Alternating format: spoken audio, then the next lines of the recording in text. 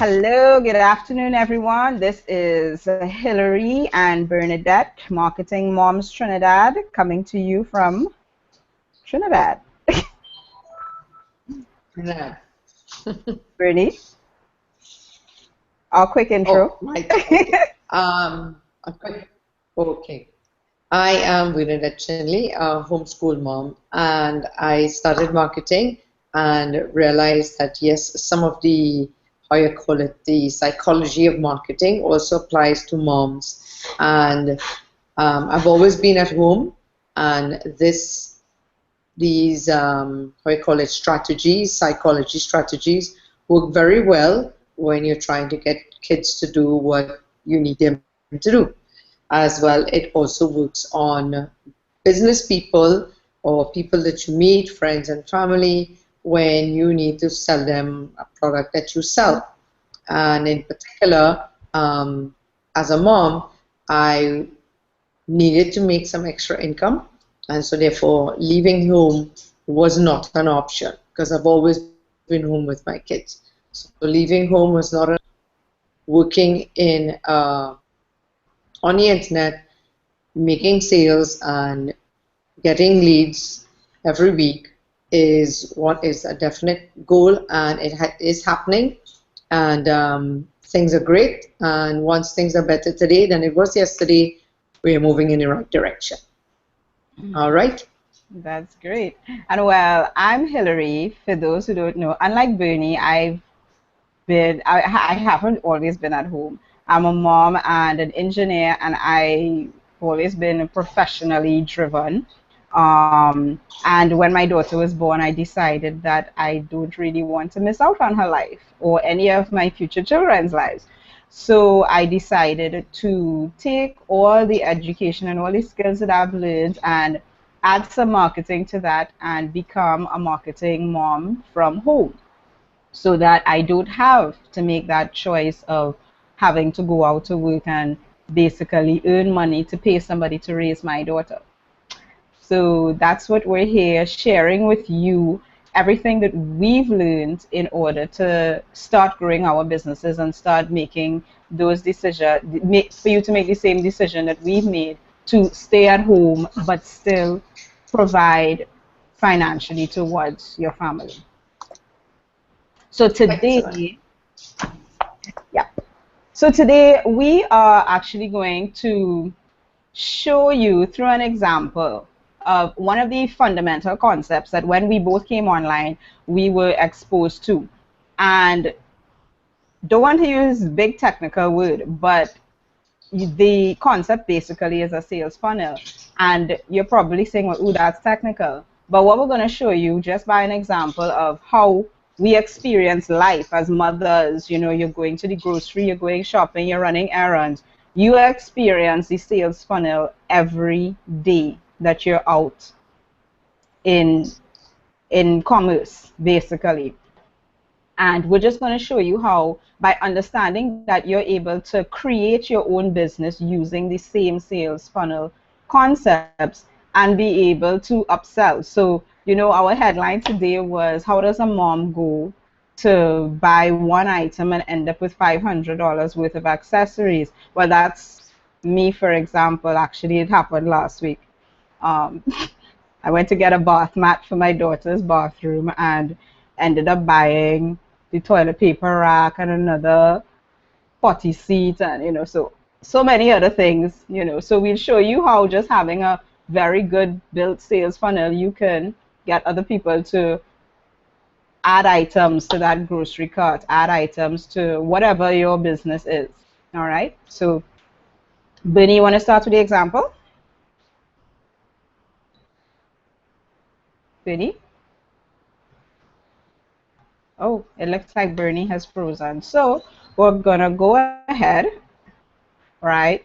And basically, so my example, I went to this kind of Bath and, well, not Bath and Body Works, but a sort of yep, and we've lost Bernie. Anyway, right. So the sales funnel basically is like, you know, you go into this store, whatever store it is, and you've gone in there for a purpose. So you've gone in there to buy a new car seat, to buy a table for your toddler, or something like that. And that's your focus. You go in there and that's what you're going to buy. But every week you would have received maybe emails or a flyer in the mail.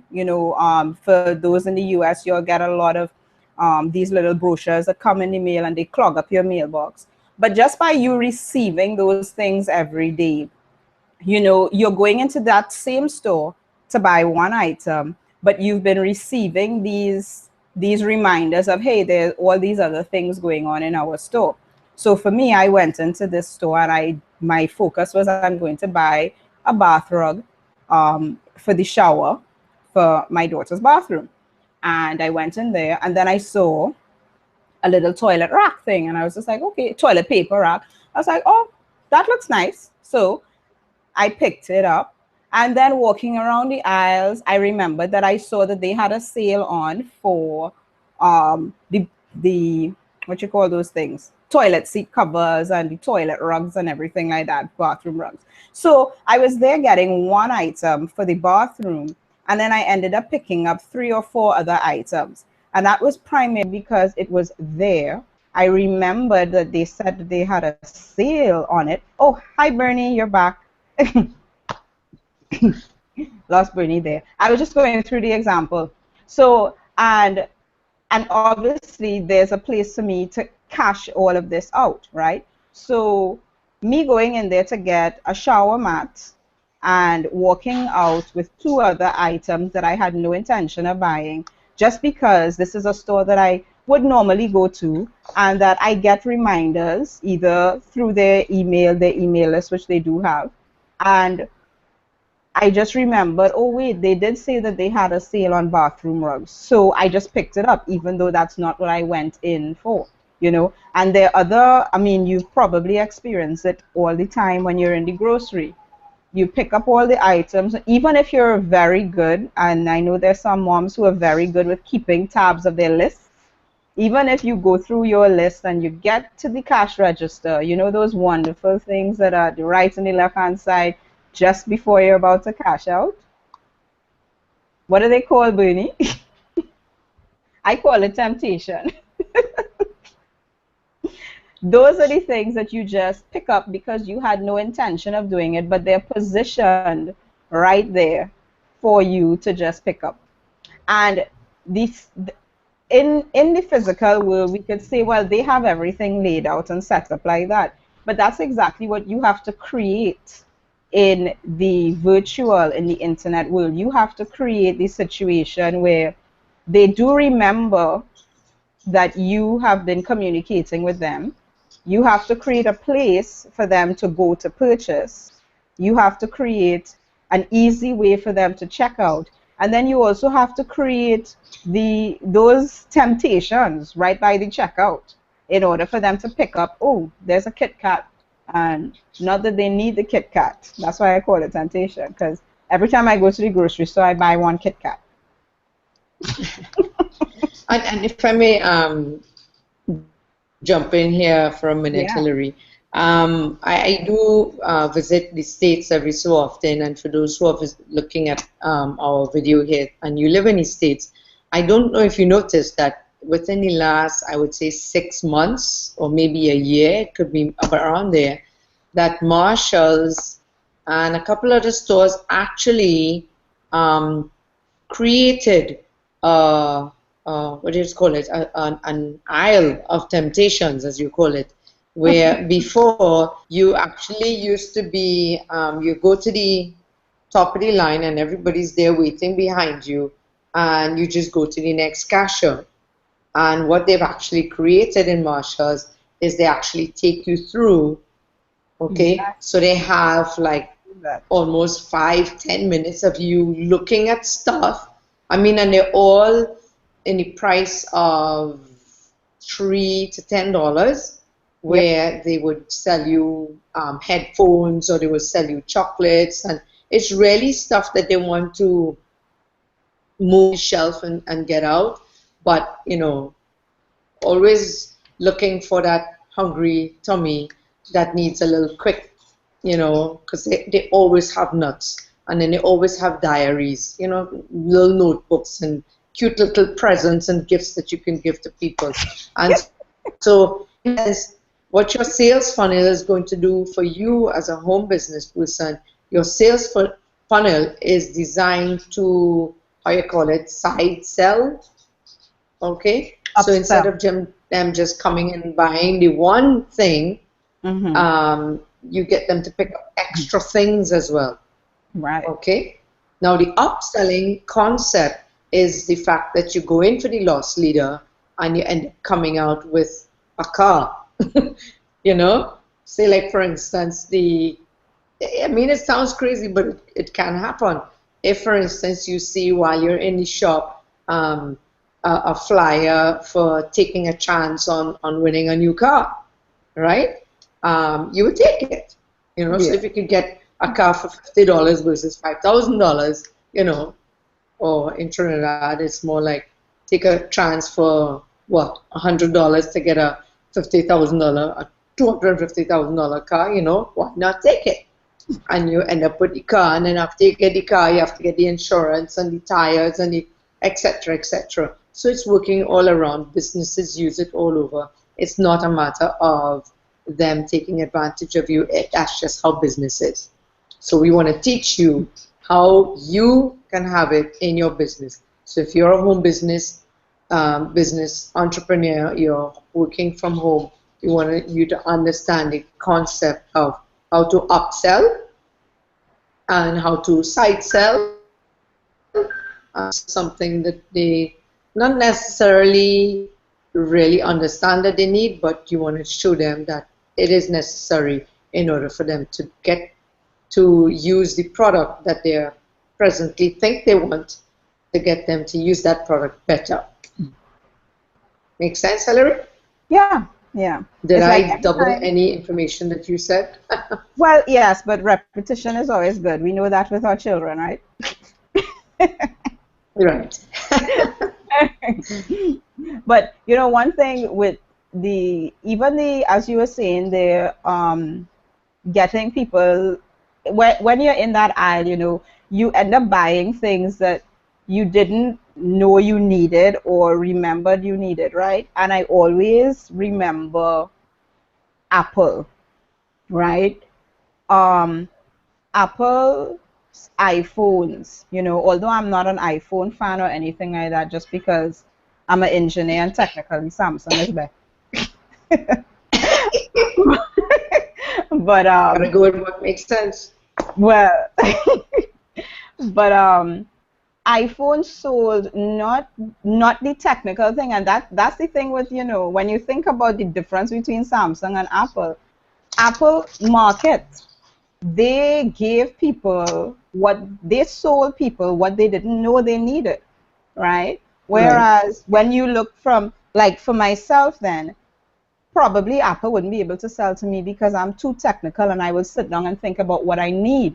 But their marketing has been so great that they've been able to sell people what they never knew they needed, you know, and that is... They sold them the dream. The dream, exactly, right?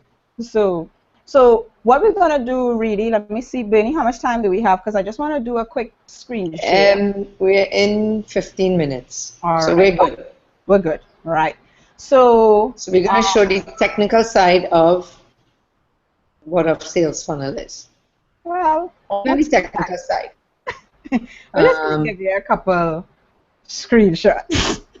Okay. So in the system that what I call my marketing university, because I'm an engineer and I've never liked marketing, but I joined this marketing university called Elite Marketing Pro. And in it, we were trained in this basic structure of a sales funnel. And that's what we're going to share with you really quickly here. All right. Screen 2. Right. And this is by one of our, one of my mentors, Tim Uwe, his product, where he goes through really delving into the sales funnel concept. So if you want any more information about that, we could always post it on the page. But remember when we broke down the whole in terms of offline on the store, when you're walking into a store, you walk in for some sort of purpose, right? And the same thing happens on online. You're browsing, say through Facebook or on LinkedIn or something like that, and something grabs your attention, right?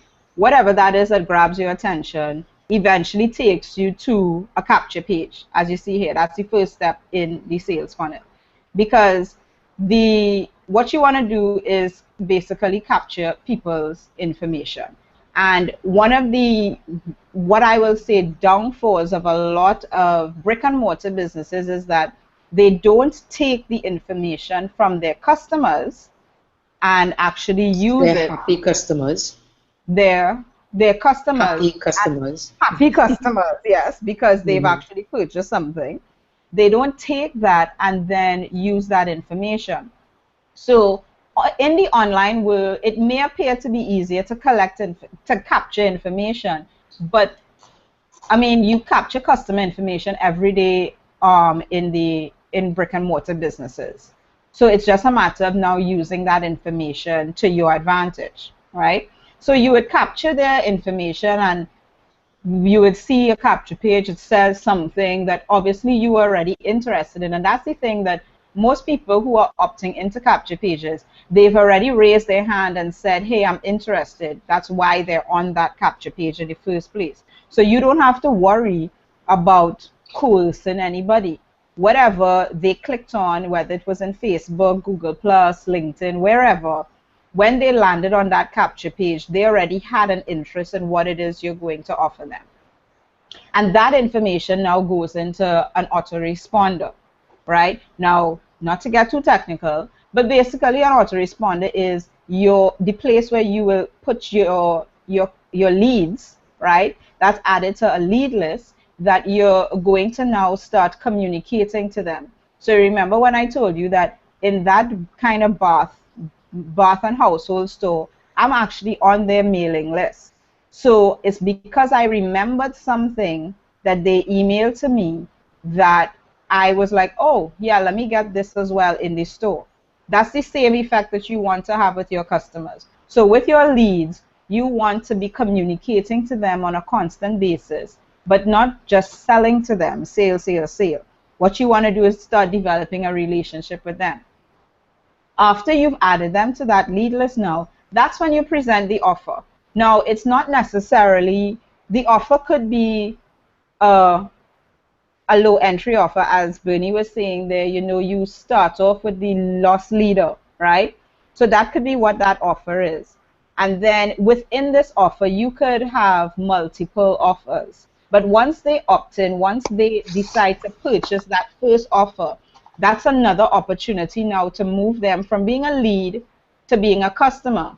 And that's when eventually you could get them purchasing the car. They went in to buy, what was it, Bernie, that they went in to buy? A car seat. A car seat. And they came out buying a car, right? So that's when we say that, you know, this offer does not have to be your $2,000 offer or your $500 offer. It could be something that you're selling for $20 or something that you're selling for $50. But what you want them to do is say yes to that small offer, because little yeses lead to big yeses, right? So once you have one little yes, that customer, that person is now a customer. You want to get them onto an autoresponder that's dedicated to your customers, because you treat your leads completely different to your customers. And that's something that I don't know, you know, sometimes we take repetition is always important, Bernie, because it took me a while to recognize that I had to communicate to leads different to customers. So even we are learning as we're sharing this.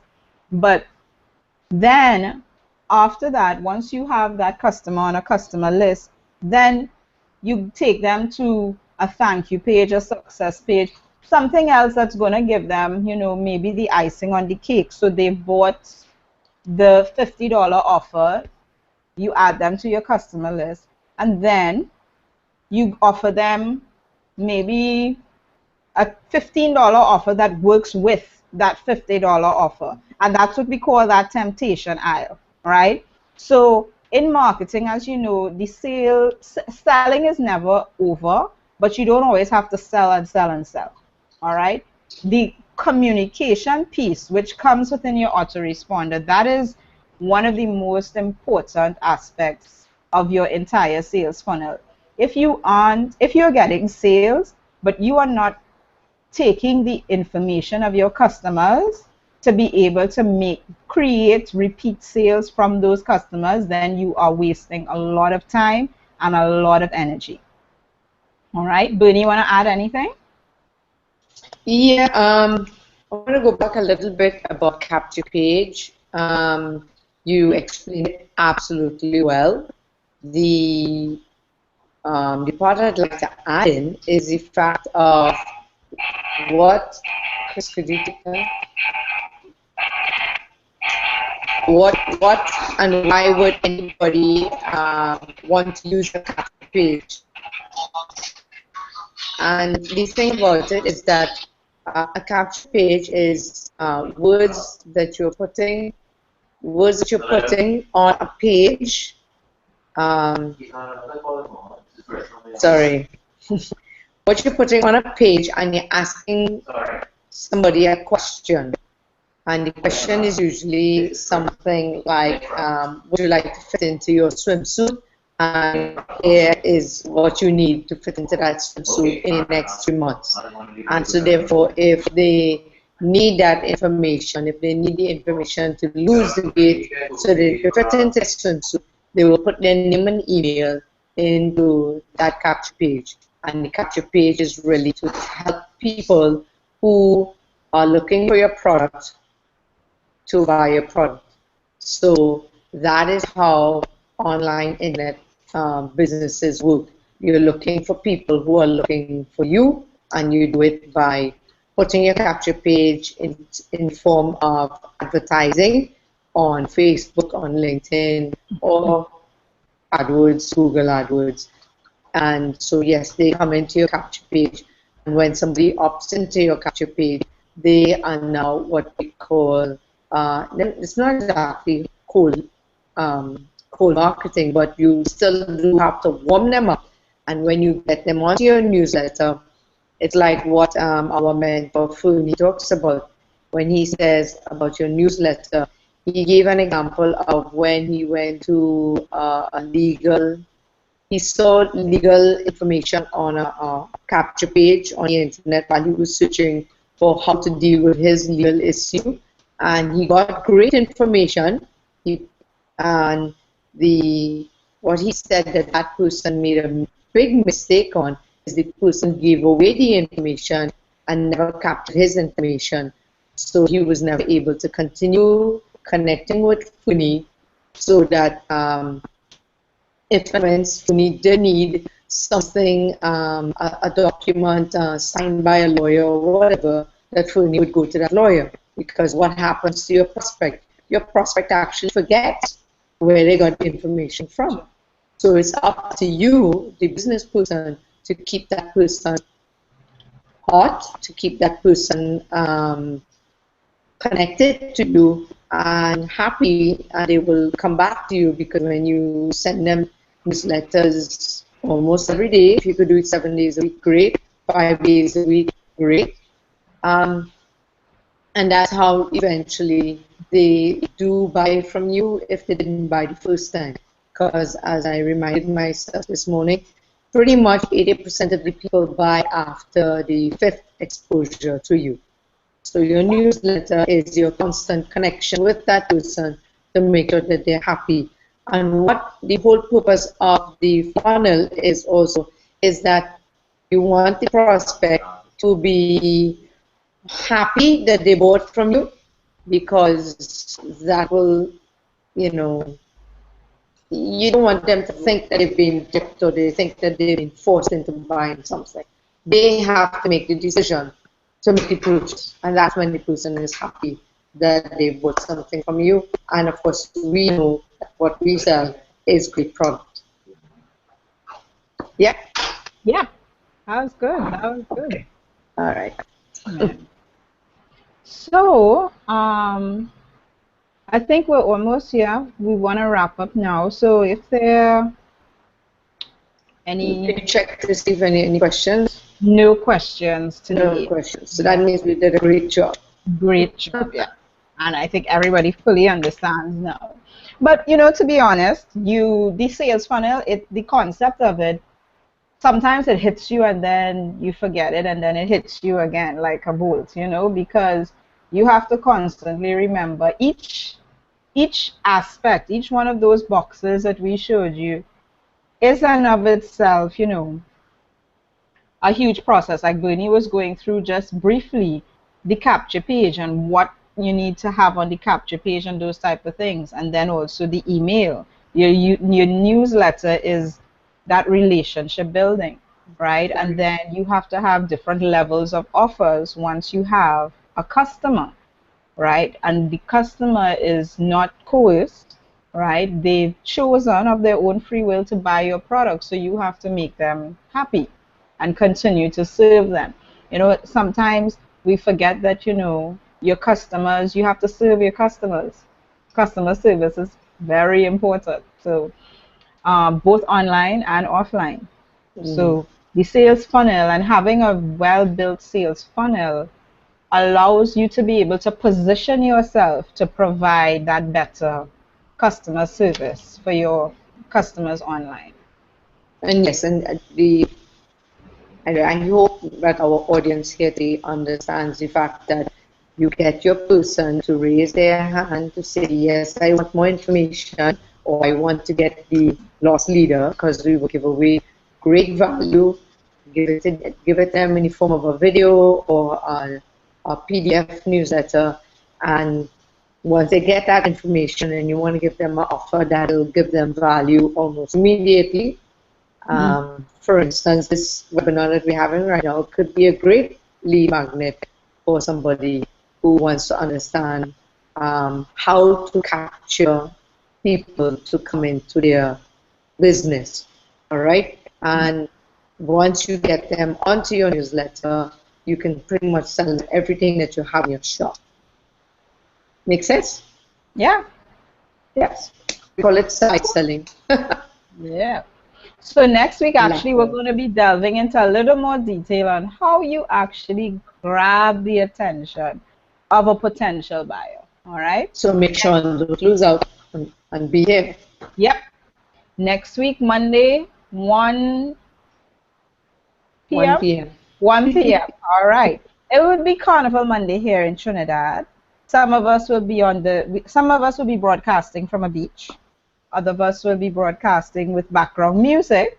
So you really want to join the party next week, Monday. All right?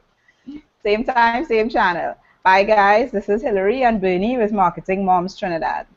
Excellent. Thank you very much, Hillary.